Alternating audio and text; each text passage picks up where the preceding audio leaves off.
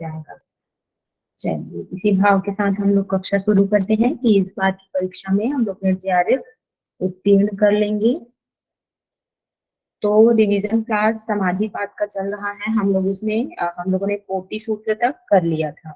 आज से हम स्टार्ट करेंगे 41 सूत्र है जो हमारा, जिसमें कहा गया है कि क्षीण वित्तेरभिजातस्य, ये आ गया है ना, क्षीण वित्तेरभिजातस्य मनेर्गहित्रिग्रहण ग्राह्येषु ततस्तदंजनता समापत्ति। ठीक है, तो अब क्या है, जिसकी समस्त बाह्य वृत्तियां क्या है, क्षीण हो चुकी है। जिस ये क्षीण वृत्तेर मतलब क्या, जिसकी समस्त बाह्य वृत्तियां क्षीण हो चुकी है, वो क्या है, स्फटिक मणि की भांति निर्मल चित्त का हो जाता है। जो ग्रहिता, ग्रहिता किसको बोलते हैं, पुरुष को। ग्रहण किसके द्वारा करते हैं हम लोग, अंतःकरण और इंद्रियों के द्वारा। तथा ग्राह्य जो पंचभूत और जो विषय हमारे, जिनको हम क्या ग्रहण करते हैं, इसी में क्या है स्थित हो जाता है और तदाकार सा हो जाता है। इसको क्या बोलते हैं, संप्रज्ञात समाधि। अर्थात हम लोग चाहे ग्रहिता पर करें, ग्रहण पर करें या ग्राह्य पर करें, उसी के अनुरूप, उसी का के तदाकार से हो जाते हैं, तब उसको क्या बोला जाता है, संप्रज्ञात समाधि। और ये कब होते हैं, जब हमारी सारी बाह्य वृत्तियां हैं वो क्षीण हो जाती है और हमारा जो चित्त है वो स्फटिक मणि की भांति क्या है, निर्मल हो जाता है तब। ठीक है, तो इसको बोला जाता है संप्रज्ञात समाधि। अब उसके बाद क्या है, संप्रज्ञात समाधि के हमने टाइप देखे ही थे, है ना। 17वें नंबर के सूत्र में बताया गया है कौन कौन सा है, वितर्क, सेकंड बोलो ना जी, वितर्क, विचार, विचार और अश्मिता, है ना। वितर्क, विचार, आनंद और अश्मिता। तो अब सामान्य रूप से संप्रज्ञात समाधि का स्वरूप बतला दिया। तो संप्रज्ञात समाधि किसको बोलते हैं, जब क्या है हम लोग ग्रहिता, ग्राह्य या ग्रहण किसी के भी चित्त को स्थिर करने का प्रयास करते हैं ना, तो उसी के अनुरूप हो जाते हैं, उसी के तदाकार से हो जाते हैं, तब उसको संप्रज्ञात समाधि बोला जाता है। अब उसका क्या है, उसके भेदों का वर्णन करने, कितने टाइप के हैं। तो पहला हम लोगों ने क्या है, वितर्कानुगत समाधि देखा था। तो उसके क्या है, दो टाइप है। अब आप लोग नोट करते जाइए, वितर्कानुगत समाधि है उसके दो टाइप है। तो पहला क्या है, सवितर्क, और दूसरा क्या है, निर्वितर्क। तो पहले अब सवितर्क बोलते किसको हैं, इसको बता रहे हैं। तो तत्र शब्दार्थ ज्ञान विकल्प है संकीर्णा सवितर्क समापत्ति, अर्थात उनमें, ठीक है, जो शब्द अर्थ ज्ञान इन तीनों के विकल्पों से संकीर्ण मिली हुई समाधि क्या है, सवितर्क समाधि है। ठीक है, तो जैसे समझेंगे शब्द का अर्थ क्या, शब्द क्या हुआ, जैसे मैंने कह दिया क्या बोलते हैं, मिठाई करके बोल दिया, है ना। तो मिठाई करके मैंने जैसे ही बोला, तब आप लोगों के मन में क्या आएगा, अर्थ रूप में तुरंत क्या है, मिठाई कैसे दिखती है, इस तरह का मतलब आपका उसका चित्र आपके सामने आ जाएगा। ठीक है, फिर उसके बाद ज्ञान, तो उस मिठाई को हम लोग जब खाएंगे तो कैसा अनुभव होता है। तो ये जब तीनों है क्या है, एक सी मिली हुई प्रतीत होती है, तब इसको क्या बोला जाता है, सवितर्क समाधि। ठीक है, जैसे गौ करके बोल दिए, तो गौ बोलने से गौ क्या हुआ, हमारा शब्द हुआ। ठीक है, फिर उसका अर्थ क्या होगा, गौ कैसा दिखाई देता है, ये उसका क्या हुआ, अर्थ। फिर उसके बाद ज्ञान, मतलब अब गाय से क्या क्या चीजें हमको मिलती है, वो कैसे रहती है, क्या करती है, इन सब का के बारे में जब हम विचार करते हैं तो वो क्या कहलाता है, ज्ञान कहलाता है।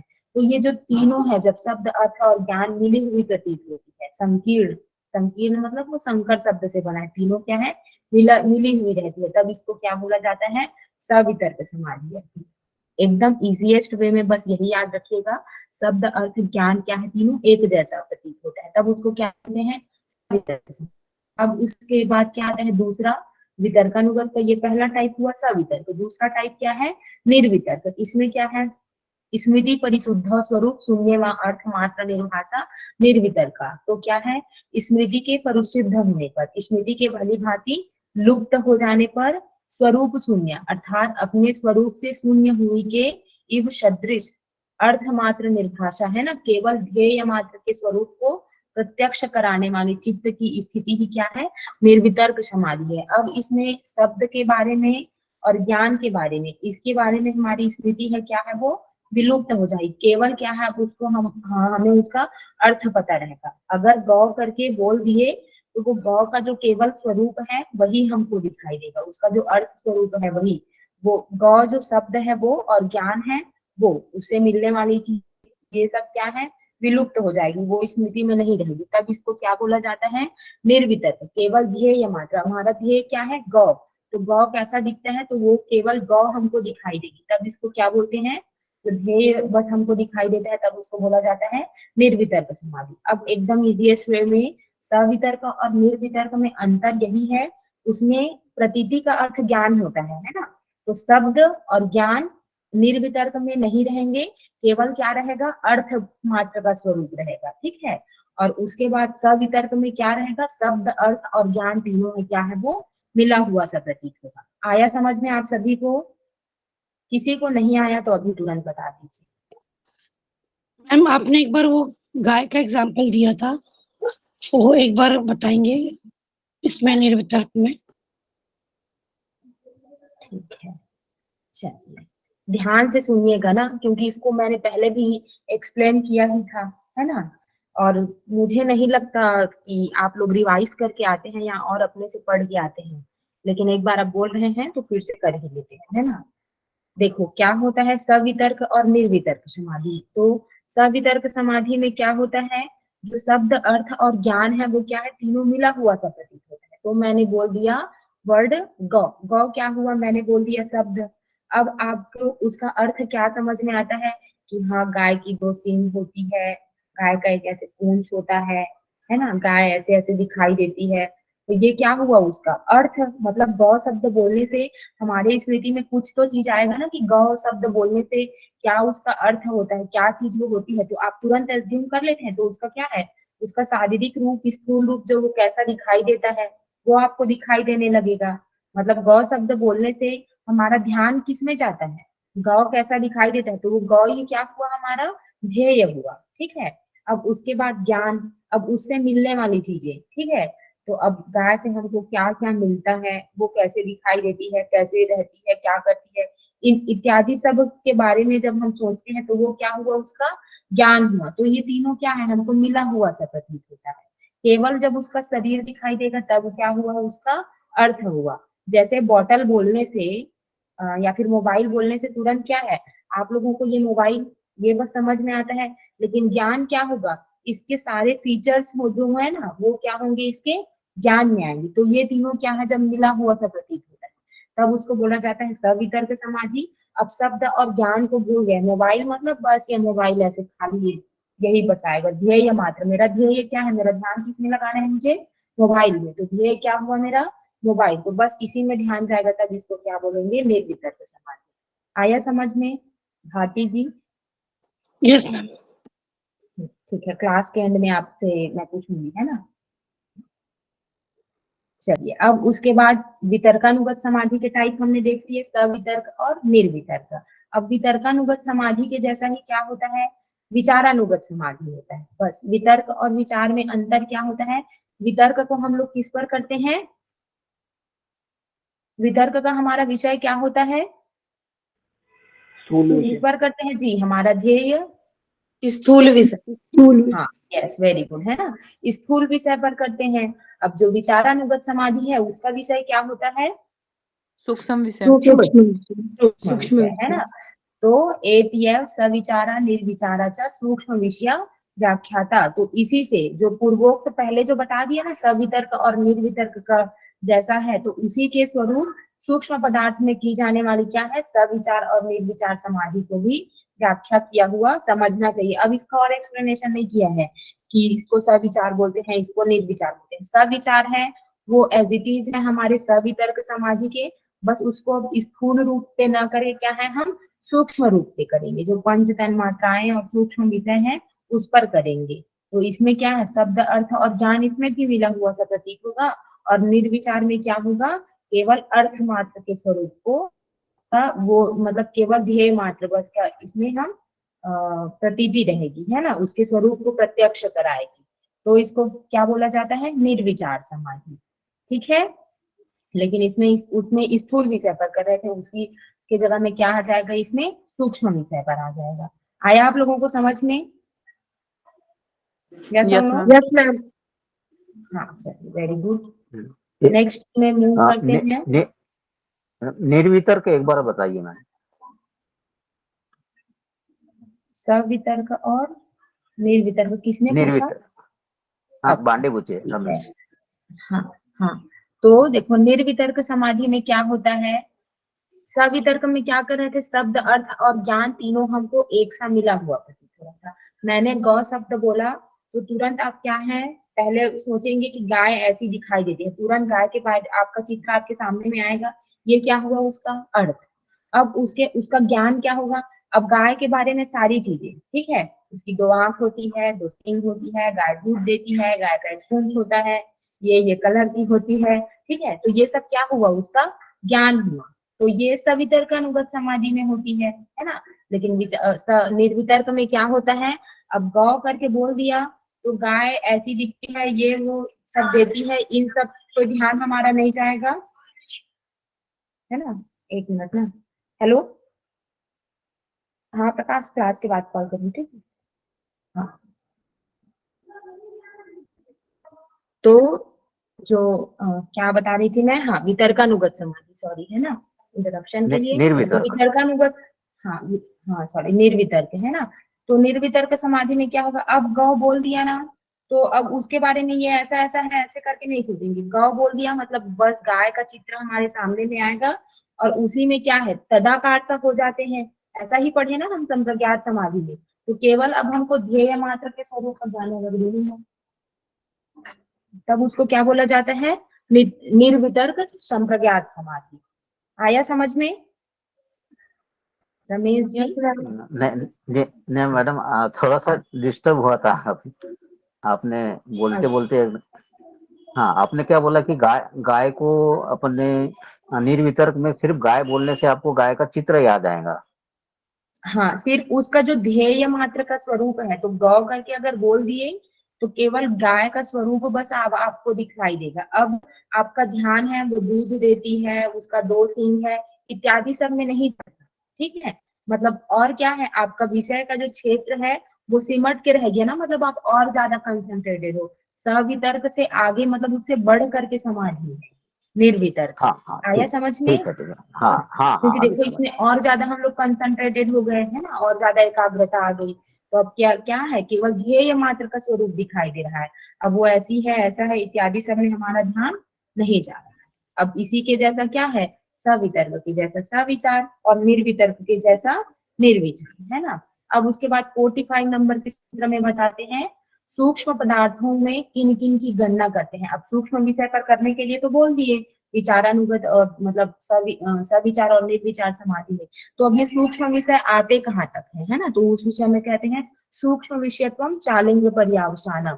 तो ये जो सूक्ष्म विषय है ये क्या है, प्रकृति पर्यंत है, प्रकृति पर्यंत है। तो जैसे कि हम लोगों वो देखते हैं, क्या बोलते हैं, सांख्य में क्या पढ़ते हैं, विकासवाद, है ना।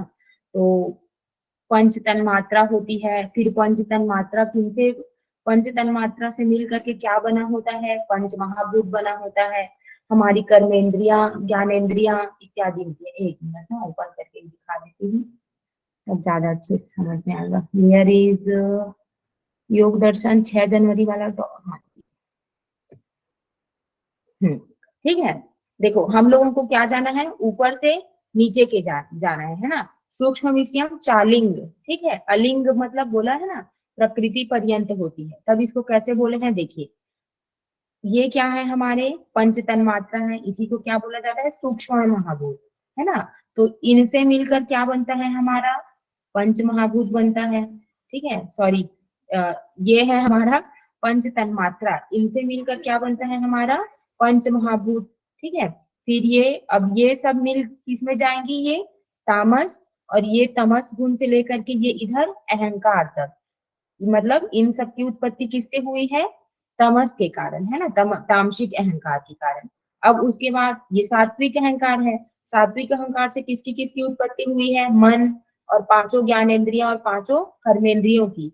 तो इन सब से सूक्ष्म क्या है, ये सात्विक अहंकार, और इन सब से सूक्ष्म क्या है, ये तामसिक अहंकार, ठीक है। अब अहंकार से भी सूक्ष्म क्या है, महत है, बुद्धि तत्व है, और बुद्धि से भी सूक्ष्म क्या है, प्रकृति। तो प्रकृति का ही नाम क्या होता है, अलिंग कहा जाता है ना। महत को लिंग बोला जाता है, और ये पंच तन मात्रा और जो अहंकार है ये अविशेष है, 6 हमारे, और विशेष क्या है हमारी 11 इंद्रियां और ये जो पंच महाभूत है, इसको हम लोग अगले पाद में पढ़ेंगे, है ना, साधन पाद में इसका वर्णन है। तो इसी कारण बोला गया है ये जो सूक्ष्म विषय है क्या है, ये प्रकृति पर्यंत है। मतलब प्रकृति पर्यंत हम लोग क्या है, प्रकृति पर्यंत क्या कर सकते हैं, किसके बारे में पढ़ रहे हैं जी, सूक्ष्म विषय के बारे में, है ना। तो हमारा ध्येय क्या हो सकता है, प्रकृति सब तक हो सकता है, किसके लिए, विचारानुगत समाधि के लिए, है ना। कहाँ क्या, इधर उधर हो गया, हाँ ठीक है ये। चलिए, अब उसके बाद ये प्रकृति पर्यंत तो हो गया, है ना। तो अब उक्त 4 प्रकार की समाधि, मतलब कौन कौन सी, सवितर्क, निर्वितर्क, सविचार और निर्विचार, ये चारों समाधियों में क्या है, निर्विचार समाधि ही श्रेष्ठ है। सॉरी मैं एक सूत्र को भूल गई, हाँ ठीक है। मैम वो 46 रह 44 गया। 46 क्या, तायव सभी समाधि। हाँ उसी में आ गई, है ना। अब 41वें सूत्र से लेकर 45वें तक क्या है, संप्रज्ञात समाधि का भेद बतला दिए। अब उन सब की प्रकार की समाधि का हेतु क्या है, उसका दूसरा नाम बतला रहे हैं। तो इन चारों प्रकार की समाधि है उनको क्या बोलते हैं, ता एव सबीज समाधि। वे सब की सब क्या है, सबीज समाधि है। क्यों, क्योंकि इसमें बीज रूप में कुछ न कुछ क्या है, विद्यमान है। मतलब ध्येय के रूप में हम किसी न किसी भी चीज को मतलब ध्येय मान करके चलते हैं ना, ताकि चित्त वृत्ति का अस्तित्व क्या है, बना रहे। तो वृत्तियां हैं, है ना, संस्कार विशेष है, तो इस कारण इसको क्या बोला जाता है, सबीज समाधि बोला जाता है। अब वाचस्पति मिश्र और कुछ कुछ ऐसे भाष्यकार हैं जिन्होंने आनंदानुगत और अस्मितानुगत समाधि है उसको भी सबीज समाधि के अंतर्गत लिया है। ठीक है, तो ये पातंजल सूत्र के अनुसार देखेंगे तो केवल इन चारों को ही, सवितर्क, निर्वितर्क, सविचार और निर्विचार, इन चारों को क्या बोला गया है, सभी समाधि कहा गया है। आया समझ में, यस और yes no. Sir. Yes ma'am. अब आगे बढ़ते हैं। अब उक्त 4 प्रकार की समाधि मैम में बोलिए। मैम एक बार सविचार दोबारा बताना। सविचार, हाँ सविचार मैम। किसके जैसा है, बाकी लोग बताएंगे, सविचार किसके जैसा समाधि है, सवितर्क। नहीं मैम, सविचार और निर्विचार ना सूक्ष्म विषय पे करेंगे ना। हाँ सूक्ष्म विषय पर करेंगे, लेकिन सविचार किसके जैसा है, सवितर्क के जैसा। और निर्विचार किसके जैसा है, निर्वितर्क के जैसा। ठीक है, लेकिन सवितर्क और निर्वितर्क है वो स्थूल विषय पर होगा, और सविचार और निर्विचार है वो सूक्ष्म विषय पर होगा। अब इसमें क्या समझ में नहीं आया, उसमें क्या है, शब्द अर्थ और ज्ञान तीनों हमारे ध्येय रहेंगे, और इसमें क्या है, केवल अर्थ मात्र हमारा ध्येय रहेगा, निर्वितर्क और निर्विचार में।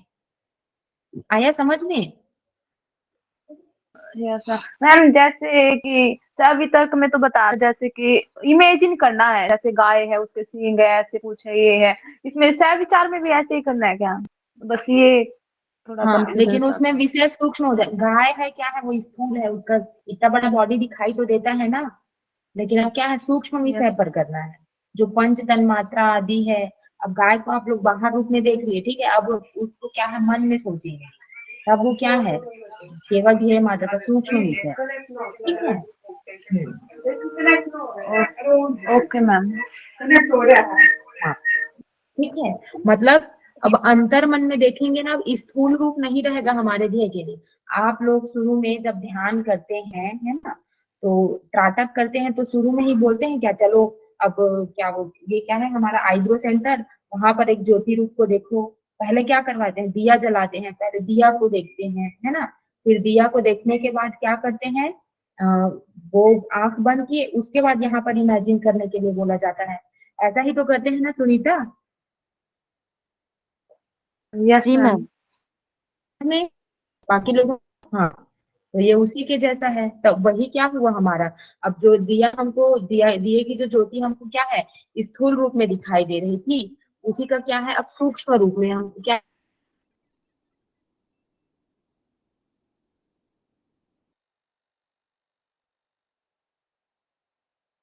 अनुभव करना है। ठीक है, उसी को ध्येय। चलिए आगे बढ़ते हैं। अब उक्त 4 प्रकार की समाधि में निर्विचार समाधि क्या है, सबसे श्रेष्ठ है। यह प्रतिपादन करने के लिए उसकी विशेष अवस्था का फल सहित वर्णन कर रहे हैं। तो निर्विचार समाधि श्रेष्ठ है उसको बताने के लिए बोला जा रहा है कि निर्विचार वैसारध्य आध्यात्म प्रसाद है, अर्थात निर्विचार समाधि अत्यंत निर्मल होने पर योगी को क्या है, अध्यात्म प्रसाद प्राप्त होता है। ठीक है, तो निर्विचार समाधि के अभ्यास से जब योगी के चित्त की स्थिति सर्वथा परिपक्व हो जाती है, उसकी समाधि स्थिति में किसी भी प्रकार का दोष नहीं रहता है, उस समय योगी की बुद्धि क्या है, अत्यंत निर्मल हो जाती है। एक मिनट इसको ना पतंजलि उपदेश से भी देख लेते हैं। अच्छा, इसमें हम लोग बहुत कुछ पीछे हैं। अच्छा, यही तो नहीं दिया था ना।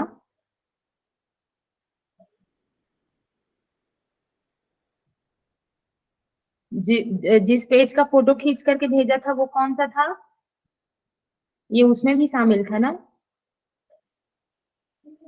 आप लोग कैसे कुछ रिस्पॉन्ड नहीं करते हैं, क्या क्लास में मैं अकेली हूँ। लास्ट नहीं टाइम मैम, मैंने वो एक शेयर किया अलग था बुक ना। से दिए थे आपने। हाँ मैम, वो दूसरी बुक थी, ये पीडीएफ में नहीं था, तो आपने दूसरी बुक से हाँ भेजी हाँ, थी वो फोटोज। इसी बुक का है, बस इसमें नहीं है वो, है ना। ये अच्छा, उसी वाले का भेजा था क्या। योग प्रदीप का भेजा था मैम, पतंजलि योग प्रदीप का भेजू क्या आपको? हाँ हाँ हाँ, वही है। एक मिनट, तो उसमें अध्यात्म प्रसाद के बारे में क्या बताया गया है, एक मिनट, उसमें बहुत क्लियर सा लिखा है, देख लेते हैं एक बार। ये भी क्लियर नहीं दिख रहा है, मुझे नहीं दिख रहा है।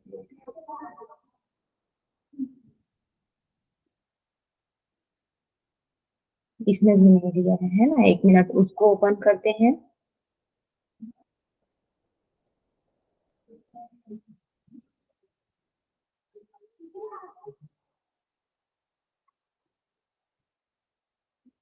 क्लियर दिख रहा है क्या आप लोगों को। यस मैम, दिख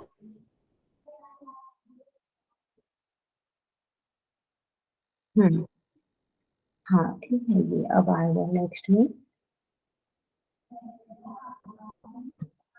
ये है ना। तो बुद्धि में जो प्रसन्नता अर्थात निर्मलता जो रहती है वही क्या है, हमारा अध्यात्म प्रसाद है ना। तो निर्विचार समाधि का जब हम लोग अभ्यास करते हैं तो क्या है, हमारी बुद्धि है वो निर्मल हो जाती है, और क्या है, प्रसन्नता का भाव उसमें रहता है। तो उसी अवस्था को क्या बोला जाता है, अध्यात्म प्रसाद बोलता है। तो इसी कारण क्या है, निर्विचार समाधि है उसको सर्वश्रेष्ठ कहा गया है इन चारों जो सभी समाधि है उसमें से। अब उसके बाद क्या होता है, अध्यात्म प्रसाद से जिस प्रज्ञा या बुद्धि का योगी को लाभ होता है उसका सार्थक नाम बतला रहे हैं।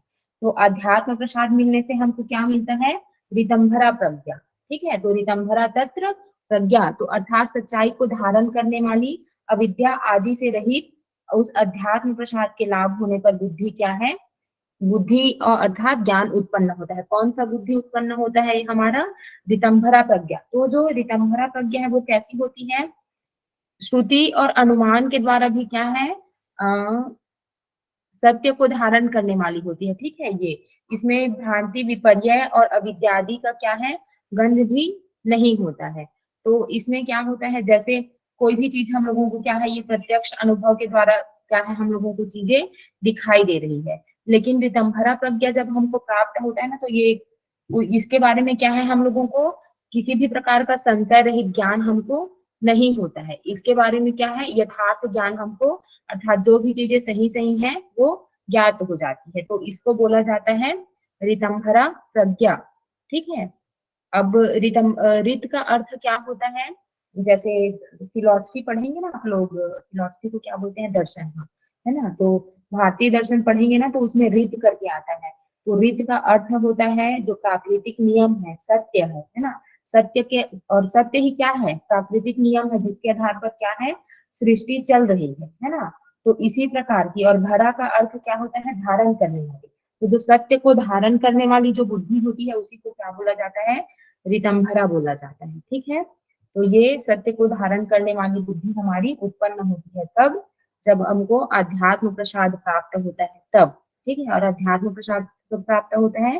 निर्विचार समाधि में हम लोग आगे बढ़ जाते हैं और हमारा चित्त है वो अत्यंत निर्मल हो जाता है तब। अब उसके बाद निर्विचार ऋतंभरा प्रज्ञा तो हमको प्राप्त हो गया है ना।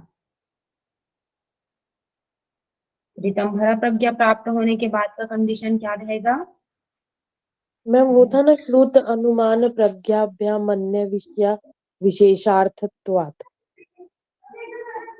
श्रुतानुमान, हाँ हाँ, आ रही हूँ ये, ठीक है। उक्त ऋतंभरा प्रज्ञा की विशेषता का वर्णन करते हैं, है ना। तो उस ऋतंभरा प्रज्ञा का विशेषता क्या है? श्रुतानुमान प्रज्ञाभ्याम अन्य विषय विशेषार्थात्। तो श्रुत का अर्थ क्या है? श्रवण, और अनुमान अर्थात अनुमान से होने वाली बुद्धि की अपेक्षा, ठीक है, अन्य विषय, इस बुद्धि का विषय क्या है? भिन्न है, और इसका क्या है? क्योंकि यह क्या है? विशेष अर्थ वाली है। अब श्रवण, ठीक है, श्रवण किसके, मतलब सुनेंगे हम किसको? जो श्रुति ग्रंथ है हमारे वेद शास्त्र और आप्त वचन, इसी को किस में लिया जाता है? श्रुति में। उसके बाद अनुमान, है ना। अनुमान के द्वारा भी क्या है, हम लोग बहुत जिसका सामान्य ज्ञान हमको इन सब से नहीं होता, इसी प्रकार अनुमान से भी क्या है, मतलब वेद शास्त्र और आप्त पुरुष के द्वारा किसी वस्तु का सामान्य ज्ञान होता है, पूर्ण ज्ञान नहीं होता। लेकिन कुछ का क्या है, अनुमान से भी साधारण ज्ञान होता है। तो बहुत से सूक्ष्म पदार्थ तो अनुमान की पहुंच ही नहीं है। सब चीजों को हम लोग अनुमान से बता सकते हैं क्या? नहीं बता सकते, है ना। तो अतः वेद शास्त्रों में किसी वस्तु के स्वरूप का वर्णन सुनने से जो तद निश्चय जो होता है वह क्या है? श्रुत बुद्धि है। वेद शास्त्र से उत्पन्न हुआ क्या हुआ? श्रुत बुद्धि। इसी प्रकार अनुमान प्रमाण से जो वस्तु के स्वरूप का निश्चय होता है वो क्या है? अनुमान बुद्धि है। अब ये दोनों प्रकार की बुद्धि वृत्तियां वस्तु के स्वरूप को सामान्य रूप से ही विषय करती है, उसके अंग प्रत्यंगों से ही क्या है, उसका पूर्ण ज्ञान इससे नहीं होता है। किंतु ऋतंभरा प्रज्ञा से वस्तु के स्वरूप का यथार्थ और पूर्ण, मतलब अंग प्रत्यंगों से ज्ञान हो जाता है। अतः यह उन दोनों प्रकार की बुद्धियों से भिन्न और अत्यंत क्या है? श्रेष्ठ है। मतलब एक मिनट ना,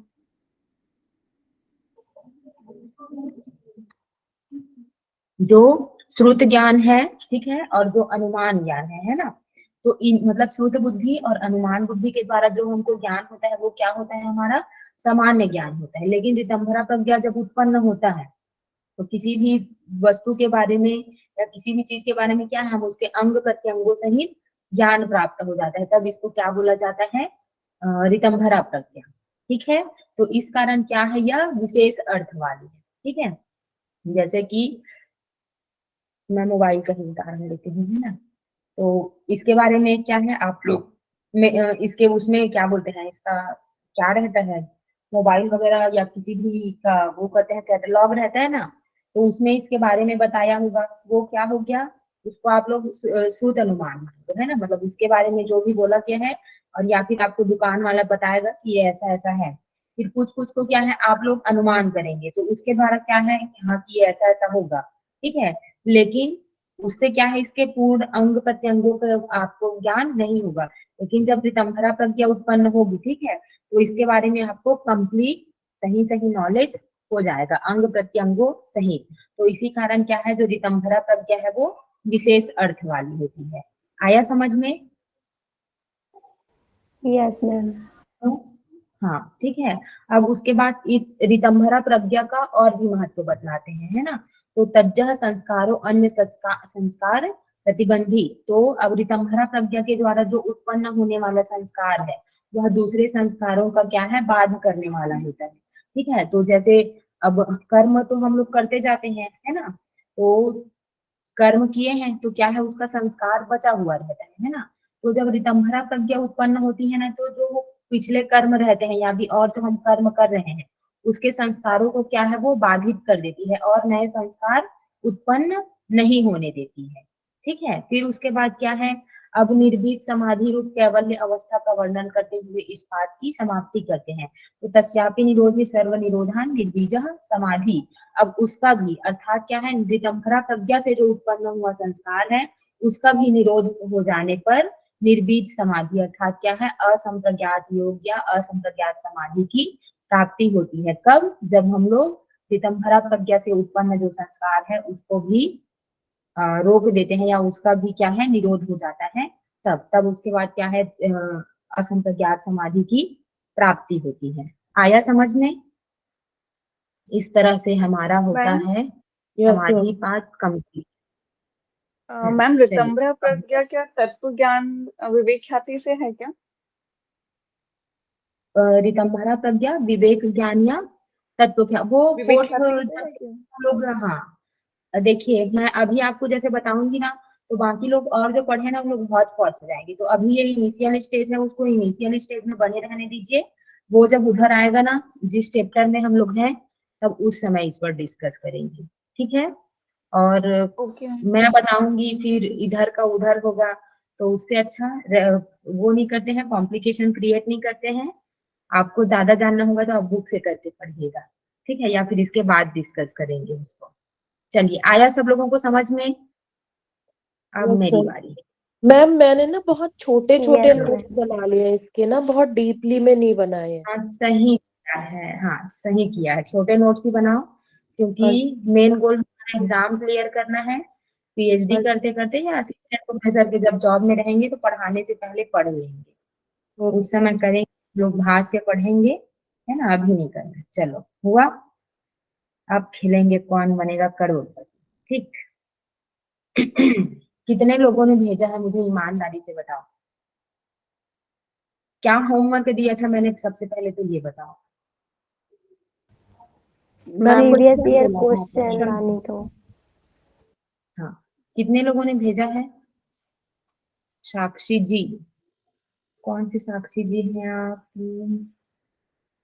हाँ साक्षी एंड प्रियंका कुशवाहा। और किसी ने भेजा मुझे? क्या होमवर्क दिया था मैंने? बोलो बोलो, मतलब मुंह उठा के आना है क्लास में लेकिन होमवर्क नहीं कर, है ना। देखो मैं जब पढ़ाती हूँ ना, तो जो मेरे साथ में रहते हैं उनको पता है कि यहाँ पढ़ाने से पहले मेरा क्या क्लास क्या है, 12 बजे कंप्लीट होता है। उसके बाद मैं लाइब्रेरी जाती हूँ और यहाँ पढ़ाने के लिए मतलब पढ़ती हूँ, तब जा करके फिर क्लास में आती हूँ, है ना। तो ऐसा नहीं है कि मैं मेहनत नहीं करती। तो आप लोगों को तो मैंने छोटा सा ही काम दिया था कि प्रीवियस ईयर के क्वेश्चन ढूंढना। इसमें तो बहुत सारे लोग ऐसे भी हैं, नहीं ये ताली वाली क्लैप व्लैप करने से कुछ नहीं होता है ना। जो होमवर्क दिया है उसको कंप्लीट करके आना रहता है। मैं नहीं कराऊंगी क्वेश्चन वेश्चन, जितने भेजे हैं ना मेरे पास भी है क्वेश्चन, लेकिन मैं उन सबको दिखाऊंगी ही नहीं और ना ही मैं भेजूंगी। सिर्फ जितने क्वेश्चन भेजे हैं बस उतने का ही कराऊंगी। चलो ये सब रिकॉर्डिंग में आ रहा है, तो हम लोग क्वेश्चन देख लेते हैं। कुछ मेहनत आप लोग भी करो, जिस दिन क्वेश्चन भेज दोगे उस दिन रिवाइज कर देंगे। मेरे पास भी है ना जो मैंने क्वेश्चन दिए थे, मतलब मेरे टाइम का जो एग्जाम है उसके बाद वाले का है, और जस्ट प्रीवियस वाले का मैं अपने सीनियर लोगों से लेके रखी थी, वो सारे क्वेश्चन है मेरे पास। लेकिन जिस दिन आप लोग पढ़ने में सीरियस हो जाएंगे उसी दिन हम लोग करेंगे उन सब। चलिए देख लेते हैं, है ना। साक्षी मैम ने क्या बोला है, भेजा था, अच्छा इसमें डाउनलोड नहीं हुआ है, मोबाइल में डाउनलोड। यस प्रियंका जी का सबसे पहले देख लेते हैं, है ना। तो ये दिख रहा है आप लोगों को?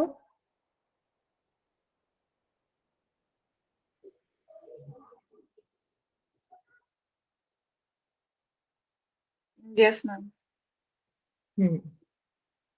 तो पहला क्वेश्चन क्या है, योग सूत्र के अनुसार अविद्या का अभाव होने पर, ये क्या है, इस पाद का नहीं है क्वेश्चन, है ना। अब उसके बाद ये दूसरा क्वेश्चन आया है, योग सूत्र के अनुसार प्रणव के बारे में विधि बताई गई है। तो पहला है प्रणव जप, प्रणव का अर्थ, प्रणव पर दृष्टि, प्रणव का अर्थ की भावना और सोहम जप। तो इसमें क्या है प्रणव जप के बारे में बताया गया है, कौन से नंबर के सूत्र में बताया गया है, चलिए अब बताइए। ये डायरेक्ट 27 चैट में ओपन की हूँ। 28 प्रणव जब क्या बोला, तज्जपस्त तदर्थ भावनम। भावनम, है ना। तो पहला क्या हुआ, प्रणव जप। फिर उसके बाद क्या है, उसके अर्थ स्वरूप को भी समझना है, तो प्रणव का अर्थ, तो 1 और 2। फिर प्रणव पर दृष्टि के लिए बोला गया है क्या, कुछ नहीं बोला गया है। नहीं फिर प्रणव अर्थ की भावना, तज्जपस भावना। तदर्थ भावना, इसी में तो प्रणव अर्थ की भावना, तो इसका नाम क्या हो गया, 1 2 और 3।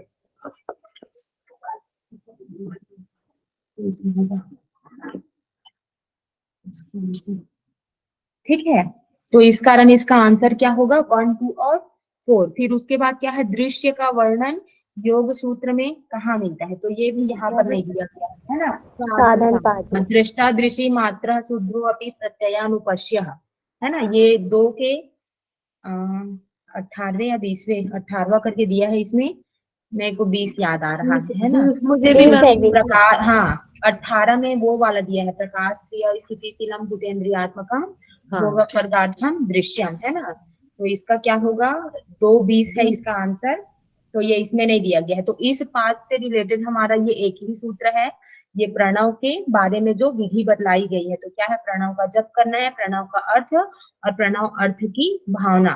ठीक, आया समझ में। ये प्रीवियस ईयर के ही क्वेश्चन है ना प्रियंका जी। Yes ma'am. सब नो, Yes, ठीक ma'am. है। अब उसके बाद हाँ चलिए, ये क्वेश्चन अच्छा है, लेकिन ये तो डायरेक्ट डायरेक्ट दिख रहा है इसमें, देखते हैं है ना। चलिए, उत्तर शो होता है तो भी कोई बात नहीं, डिस्कस ही कर लेते हैं। तो चित्त भूमि के अंतर्गत निम्नलिखित शामिल हैं, तो मूड, विक्षिप्त, विकल्प और निरुद्ध। तो अब इसमें क्या है, हमको फूड चूज करने के लिए बोला गया है। तो वृत्तियां हमारी क्या क्या है, 5 है ना, सॉरी चित्त की भूमि है 5 है, क्षिप्त, मूड, विक्षिप्त, एकाग्र और निरुद्ध। तो मूड है, विक्षिप्त भी है और निरुद्ध भी है, लेकिन विकल्प क्या है, हमारी चित्त की वृत्ति वृत्ति है ना। है। हाँ, तो इस कारण से ऑप्शन क्या होगा, 1, 3rd एंड 4th। ठीक है, तो इस कारण से क्या हुआ, इसका सही आंसर 1, 3rd और जो 4th है वो। तो कौन सा वाला फूड चूज करेंगे हम लोग, आंसर होगा हमारा ए। ए ठीक नंबर। है, अब देखो ऐसे वाले क्वेश्चन में ना फंसने के चांसेस ज्यादा रहते हैं है ना। तो हम लोग पहले क्या देखेंगे, पहला ऑप्शन है हाँ ये फर्स्ट है, फिर उसके बाद सेकंड है क्या, नहीं है, फिर उसके बाद जो सेकंड जिसमें जिसमें है चलो उसको छोड़िए, विक्षिप्त है क्या, थर्ड, हाँ थर्ड है। ठीक है, तो फर्स्ट और थर्ड ये हो गया, फिर उसके बाद ये फोर्थ। ठीक है, तो बस ये क्या है, सही है, तो पहला वाला देख लिए, हो गया, इसमें टाइम बच जाएगा आप लोगों का है ना। चलिए नेक्स्ट है, सूची 1 को सूची 2 के साथ सुमेलित करें और नीचे दिए हुए फोटो का प्रयोग करते हुए विकल्प चुनें। ठीक है, तो पहला दिया है क्लेश, आप लोग टाइप करेंगे आंसर इसको देख करके चैट बॉक्स में। पहला है क्लेश, फिर चित्त वृत्ति, सहभोग और अंतराय, और दूसरा है अनवस्थितत्व, अंग में जयत्व, विकल्प और अस्मिता। 10 सेकंड के अंदर टाइप कीजिए, टाइम स्टार्ट होता है अभी, ऑटोमेटिकली मैं रोक दूंगी, उसके बाद डायरेक्ट चैट बॉक्स ओपन हो जाएगा। चलिए हो गया 10 सेकंड, कितने लोगों ने आंसर कर लिया देखते हैं।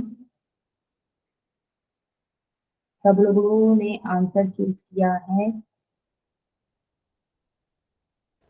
मैम एक बार बी क्वेश्चन और बी दिखाओ ना प्लीज, थोड़ा जल्दी में कर दी थी रिप्लाई।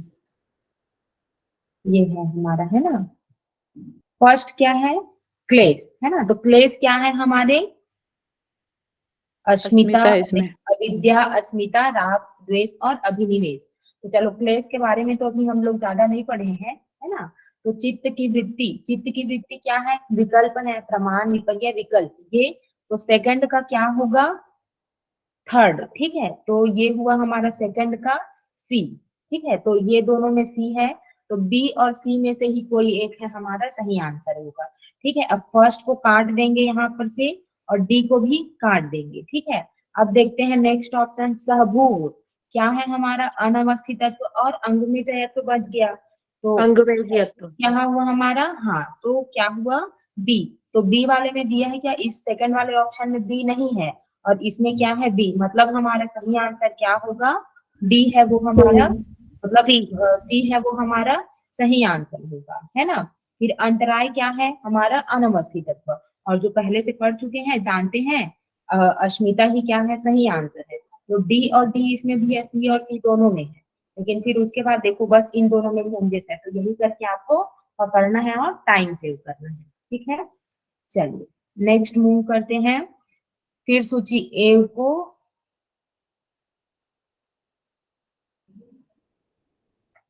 सही में वो करना है ना। तो पहला क्या दिया गया है, स्त्यान। क्या है स्त्यान हमारा? अभी तो इच्छा ना होना, बी। हाँ, ठीक है। इच्छा ना होना है ना। फिर उसके बाद अविरति क्या है? अविरति क्या है? विषयों विषयों में हम लोग तृप्ति बने हाँ रहना। हाँ, विषयों के प्रति क्या है, वैराग्य का भाव है वो, मतलब वैराग्य का जो भाव है वो नहीं मिटा रहता, वैराग्य का अभाव रहता है। तो क्या हुआ, विषयों में तृप्ति का बना रहना। तो इस ध्यान का क्या हुआ, बी। और इसमें भी बी है, तो ये सी और डी क्या हो गया, पहले ही गलत। ठीक है, अब अविरति का किसमें दिया है, डी में। तो इसमें सी दिया है, इसमें डी दिया है, तो बस इसी से हमको पता चल जाएगा कि डी हमारा क्या है, सही आंसर है। फिर उसके बाद अलब्ध भूमिकत्व का क्या है, समाधि भूमि को प्राप्त करने में असमर्थता। कौन कौन से दो योग्य भूमि है हमारे समाधि के, टाइप करेंगे सब लोग, एकाग्र बताइए। हाँ बताइए डायरेक्ट, एकाग्र और निरुद्ध, ये दो क्या है हमारे समाधि के लिए उपयोगी भूमि। फिर अनवस्थितत्व, अनवस्थितत्व का क्या है, समाधि योग्य हमको अगर भूमि प्राप्त हो भी गई तो उसमें क्या है, हम लोग अधिक देर तक स्थिर नहीं रह पाते हैं। ठीक है, चलिए नेक्स्ट क्वेश्चन देखते हैं। महर्षि पतंजलि के अनुसार चित्त का ग्रहीता, ग्रहण तथा ग्राह्य में स्थित एवं तदाकार हो जाना क्या कहलाता है। ठीक है, तो पहला दिया है संप्रज्ञात, दूसरा दिया है सबीज, तीसरा है समापत्ति और चौथा है विवेक ख्याति। ये एकदम अच्छा क्वेश्चन है ना। सब लोग क्या समझते हैं, समाधि और जो समापत्ति है वो दोनों एक ही है। ठीक है, मैं भी पहले ऐसा समझती थी, लेकिन समापत्ति का अर्थ क्या होता है, संप्रज्ञात समाधि से है ना, मतलब वैसे लिया जाता है। अब आगे इसमें पढ़ते हैं। महर्षि पतंजलि के अनुसार चित्त का ग्रहीता, ग्रहण तथा ग्राह्य में स्थित एवं तदाकार सा हो जाना क्या कहलाता है, समापत्ति कहलाता है। चित्त को ही तथता के नाम से पुकारा जाता है। तटस्थ करके जो बोला गया है ना, तो चित्त को भी क्या बोला जाता है, तथता के नाम से पुकारा जाता है। अब एक मिनट, ये कौन से नंबर के सूत्र में बताया गया है, ये बताइए आप लोग। 41 41 यस, हाँ, क्या है सूत्र हमारा, बोलिए। क्षीण क्षीण वृत्ति क्षीण वृत्तेर्हि चापस्येव मनेर् सहित्री ग्रहणग्राहेषु तदेव तज्जनता समापत्ति। समापत्ति है ना। तो उन तीनों में जो तदाकार सा हो जाते हैं उसी को क्या बोला जाता है, समापत्ति कहा जाता है। ठीक है, और आप लोग जब भाष्य देखेंगे ना, एक कौन सा, इसी का जो भाष्य है पातंजलि योग प्रदीप है, तो उसमें ना संप्रज्ञात के मतलब समापत्ति की जो अवस्था है ना, वो संप्रज्ञात के समानांतर मतलब उसी के जैसा होता है, ऐसा करके बोला गया है। तो लेकिन अब देखिए दोनों को यहाँ पर अलग अलग दिया गया है, तो इस कारण क्या है, आप लोग समापत्ति वर्ड मतलब समापत्ति का जो ऑप्शन है उसको चूज करेंगे। मतलब देखो आंसर हमेशा ना क्वेश्चन के हिसाब से दिया जाता है। ठीक है, अब तज्जह संस्कारों अन्य संस्कार प्रतिबंधी का पातंजल योग सूत्रानुसार सही संदर्भ चुनिए। ठीक है, अब देखिए समाधि पाद का, हाँ कौन सी नंबर का है, 50 देखो नंबर। अब ये विभूति का नहीं है, साधन का नहीं है, कैवल्य का नहीं है, इतना तो समझ में आ गया है ना। तो समाधि पाद में क्या है, 50वें नंबर पे दिया गया है। अब जितने लोग बोलते थे कि मैं सूत्र को इस सीक्वेंस में याद की हूँ, ऐसे याद की हूँ, छोड़ दीजिए वैसा करना, है ना। सीक्वेंस से याद कीजिए, क्योंकि देखो सीक्वेंस भी पूछा है। ठीक है, अब है पातंजल योग सूत्र अनुसार प्रकृति के गुणों में सर्वथा या तृष्णा के अभाव की स्थिति है। कौन से नंबर के सूत्र में बोला गया है ये, चलिए पहले इसका ऑप्शन 15 नंबर। 50 अपर वैराग्य, हाँ अपर वैराग्य, पर वैराग्य, वशीकार वैराग्य और वैराग्य। ठीक है, तो इसमें किसमें बोला गया है, प्रकृति के गुणों में सर्वथा तृष्णा का अभाव। अब देखो यहाँ पर फिर से आप लोग जब पातंजल का ये प्रदीप का भाष्य पढ़ेंगे ना, तो जो वशिका अपर वैराग्य करके डायरेक्ट वो में नहीं बोला गया है ना। जो वशीकार वैराग्य है, हाँ, तो जो वशीकार वैराग्य है ना, उसी को क्या बोला गया है, अपर वैराग्य करके बोला गया है। आप लोग अलग अलग भाष्य में पढ़ेंगे, लेकिन अब इसमें क्या है, अपर वैराग्य को अलग और वशीकार वैराग्य को अलग ऐसे करके दिखाया गया। अब इन दोनों में डिफरेंस में भी एकदम से नहीं जानती है ना। तो 16 तत्पर, वाला सूत्र है ये। हाँ हाँ हाँ, तत्परम पुरुष ख्यातिर्गुण व तृष्णयम। तो ये क्या है, प्रकृति के गुणों में तृष्णा का अभाव किसमें हो जाता है? हमारे पर वैराग्य में। तो इस कारण हमारा सही आंसर क्या होगा? पर वैराग्य। ठीक है, मतलब अपर बी। नहीं, अपर वैराग्य क्या है? दृष्टानुश्रविक विषय है। यस तो इसका मैम। आंसर तो पर वैराग्य होगा ना। तत्परम मैम, हाँ, पुरुषाते तत्परम गुण में पुरुषाते तृष्णया। तो जी, प्रकृति के गुणों में वैराग्य हो जाता है, किसमें? पर वैराग्य में, है ना। तो सही आंसर क्या होगा? बी होगा हमारा। चलिए नेक्स्ट क्वेश्चन है, महर्षि पतंजलि के अनुसार कर्माशय का मुख्य कारण है। ठीक है, तो दुख, ये तो नेक्स्ट उसका है ना, नेक्स्ट पार्ट में पढ़ेंगे इसको। अब योग सूत्र के अनुसार ईश्वर प्रणिधान को किसके अंतर्गत सम्मिलित किया जाता है? महाव्रत, यम, क्रिया योग और नियम। ये भी नेक्स्ट चैप्टर का है, साधन पाठ हाँ, साधन पाठ का ही है ना। अब ये भी नेक्स्ट का ही है, और है ये, हाँ, क्रम अनुसार व्यवस्थित करना है इसको। ठीक है, चलिए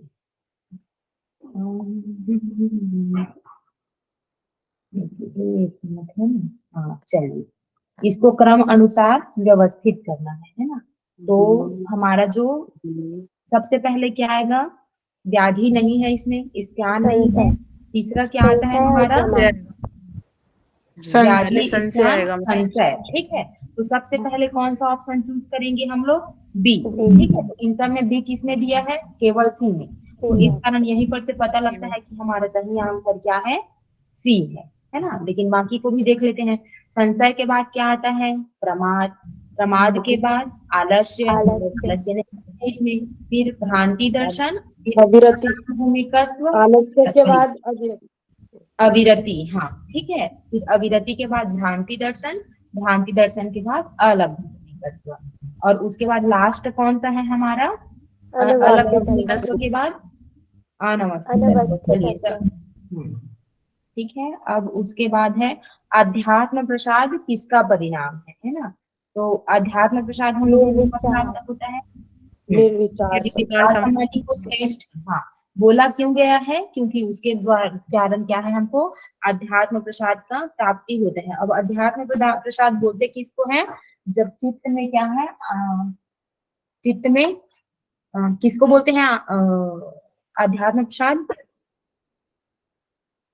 चित्त क्या है? जब निर्मल हो जाता है, निर्मल हो जाता है, जब निर्मल हो जाता है उसको अध्यात्म। हाँ, अब हाँ, ये वस्तु रहित शाब्दिक ज्ञान को निम्नलिखित में से किसकी संज्ञा दी जाती है? तो प्रमाण ये तो नहीं है, स्मृति ये भी नहीं है, विपर्य, विपर्य का अर्थ मिथ्या ज्ञान होता है। देखो मैक्सिमम लोग क्या है, विपर्य और विकल्प में कंफ्यूज होंगे, है ना।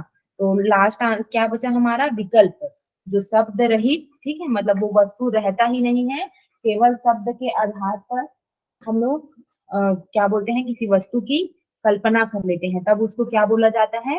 विकल्प कहा जाता है। ठीक है, जैसे एग्जाम्पल क्या दिया था मैंने, बताइए कोई ये? बंध्या पुत्र और हिरण्यकशिप और आकाश कुसुम, है ना। चलिए अब ये क्या है? चित्त की पांचों वृत्तियों को संयमित रखने का सही तरीका है। तो पहला है केवल अभ्यास, उसके बाद केवल वैराग्य का अभ्यास, फिर अभ्यास और वैराग्य का साथ साथ अभ्यास, और सत्कर्म का अभ्यास। अब सत्कर्म के बारे में तो इसमें बोला नहीं गया है ना। तो अभ्यास और वैराग्य को साथ साथ करने को बोला गया। कौन से नंबर के सूत्र में बोला गया है बताइए? 12। क्या है सूत्र हमारा? अभ्यास वैराग्याभ्याम तन्निरोधा। ठीक है, उन चित्त की वृत्तियों को अभ्यास और वैराग्य के द्वारा निरोध करना चाहिए। इस प्रकार हुआ ये हमारा कंप्लीट पातंजलि योग सूत्र का। अब स्टॉप द रिकॉर्डिंग। चलिए, आया सबको समझ में किस तरह